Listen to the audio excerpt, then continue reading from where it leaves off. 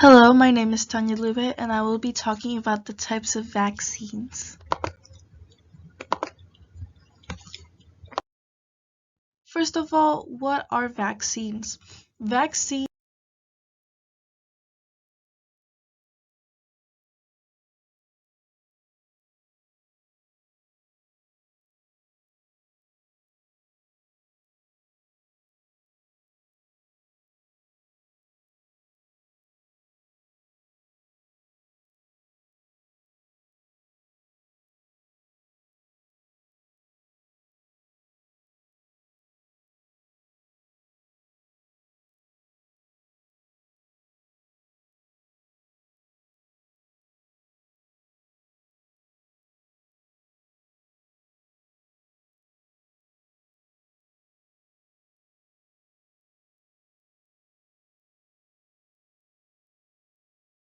So there are three different types of vaccines. The first type of vaccine is live attenuated.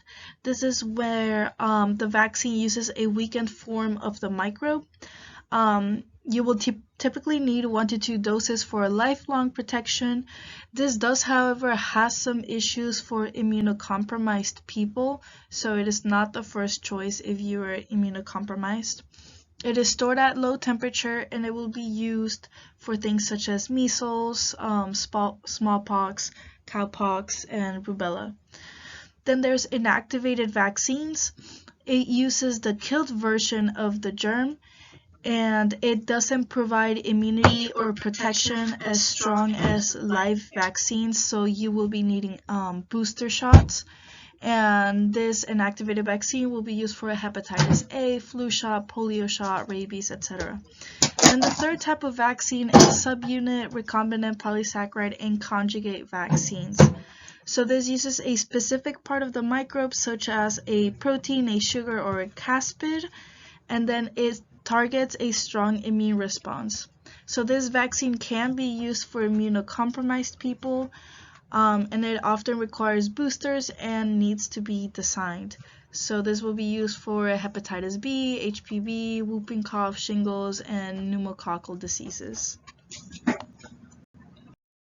Once enough people in a population have been vaccinated, then we will reach a herd immunity. So what is a herd immunity? So according to some scientists, the idea underlying herd immunity is that the proximity of immune individuals shields others who are still susceptible from infection, and with enough immune people in the population, the herd becomes a defensive wall that denies the virus pathways to keep spreading. So basically, an unvaccinated person in a population that is mostly vaccinated will be protected from a disease. Now, different diseases do require different vaccinated population rates to reach this herd immunity. So, for example, a 70% population rate that has been vaccinated is needed for polio, but a 90% is needed for highly contagious diseases like influenza. So if we look at the picture over at the left, this is a perfect graphic showing what herd immunity does to the spread of diseases. So for example, in that first line, we can see that only 2 people are sick, are contagious, or have the virus. None of the population is immunized, so after a bit of time, the contagious disease will spread through the population very, very quickly. Now in the second line, some of the population is immunized, and there's 2 people who are, again, not immunized, sick, and contagious. The disease will spread, but now it will only spread through some of the population. Now at the very bottom, we see that most of the population has been immunized and is healthy. We got our 2 non-immunized, sick, and contagious people. And then we see that the spread of the contagious disease is contained.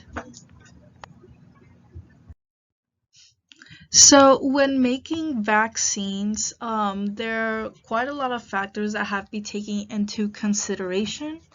But here are some of the requirements of an ideal vaccine. So, for example, the vaccine must be safe and have minimal adverse side effects. It must be efficient. It should be able to elicit a strong and long-lasting protective immune response. The vaccine must be delivered in combination with other vaccine components. It must be heat stable, dry stable, and have a long shelf life. Must be low cost and easy to manufacture and administer with minimal infrastructural requirements. And it requires a minimal maintenance program. So the fewer boosters required will actually increase the likelihood of patient compliance. However, this is just to make an ideal vaccine. It is obviously very difficult to do. So those are some of the issues actually of making vaccines in general. Safety issues, stability and easy storage or refrigeration, the low cost of production. Some developing countries lack the resources and facilities to do all of this, so it's not very achievable for many places. So the reason why we don't make more vaccines, even though it has shown over the course of time that introducing major vaccine on various disease outbreaks like polio and measles, it is difficult to make more vaccines because of financial, legal, and political issues. Vaccines are not as profitable as drugs taken daily for long periods of time, and some are even very difficult to develop.